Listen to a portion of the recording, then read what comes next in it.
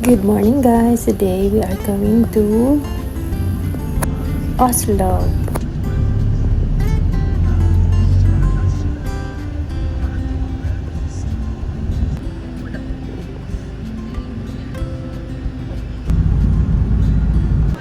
Kararating nga lang namin dito guys at marami ng tao.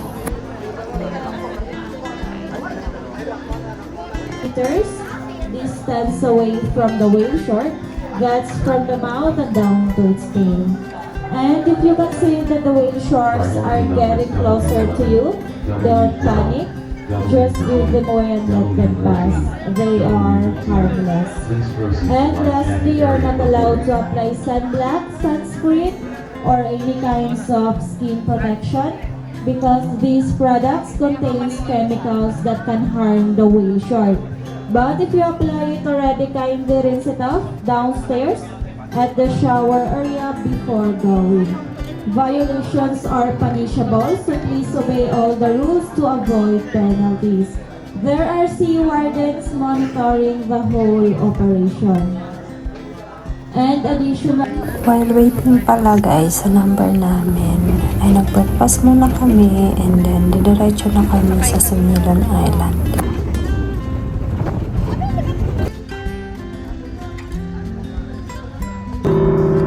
Patawid na kami dito guys.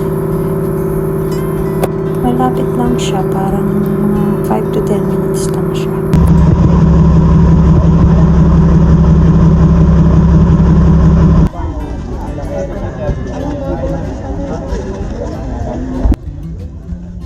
Wow!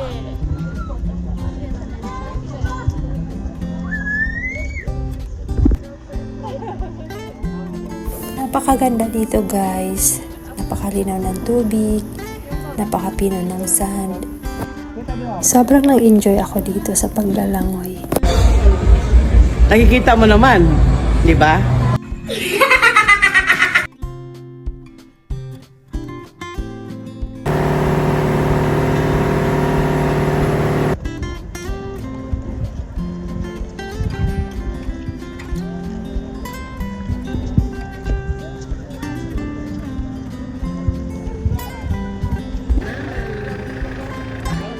Then after Sumilon Island, proceed na kami sa whale shark.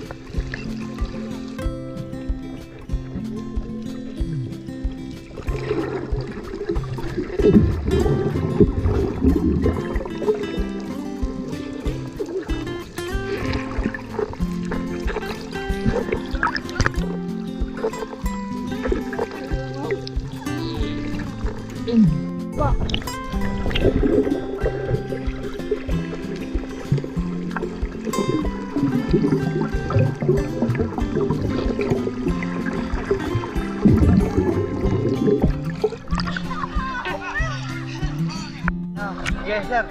Down.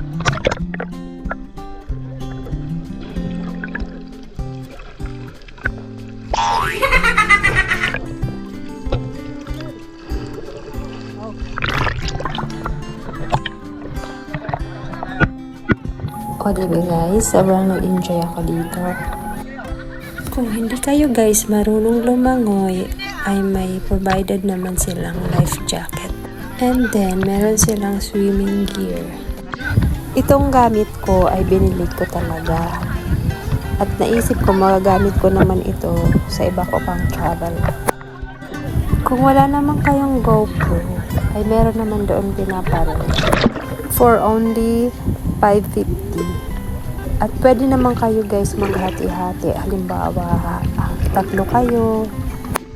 At meron naman naka-assign na magbe-video sa inyo.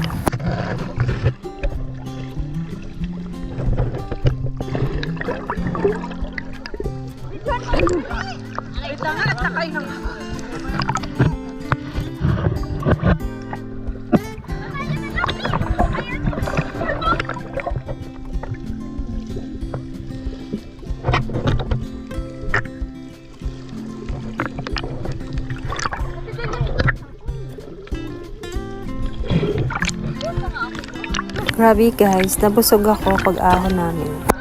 Sa dami ba naman ng tubig na nainom ko? Tatapos lang namin mag-swim. So, wait sharks.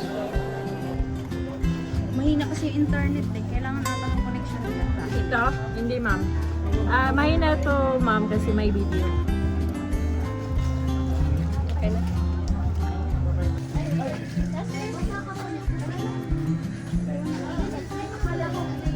Let's go.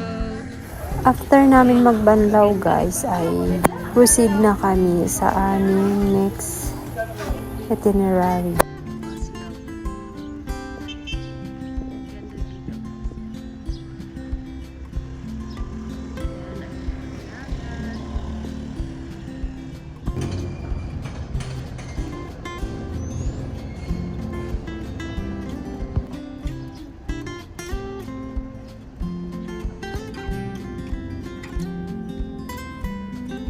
Ang sarap ng kain namin dito guys habang nagkikwentuhan ng aming mga kasama sa tour. Yung food pala guys ay personal expenses. And then after that, our next is monkey watching. By the way pala guys, joiners kami sa tour na ito. And it only costs 1,799. Diba? Napakamura lang. Diba? Wala ka nang iintindihin. Free na yung mga entrance fee and then hindi ka napipila. Hassle free.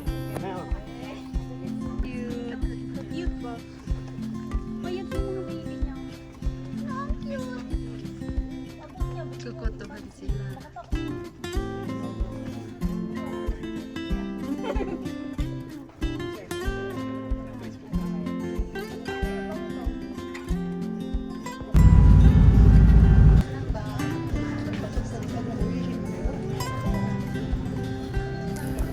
Ang ganda ng church na ito. Para kang nasa ibang bansa.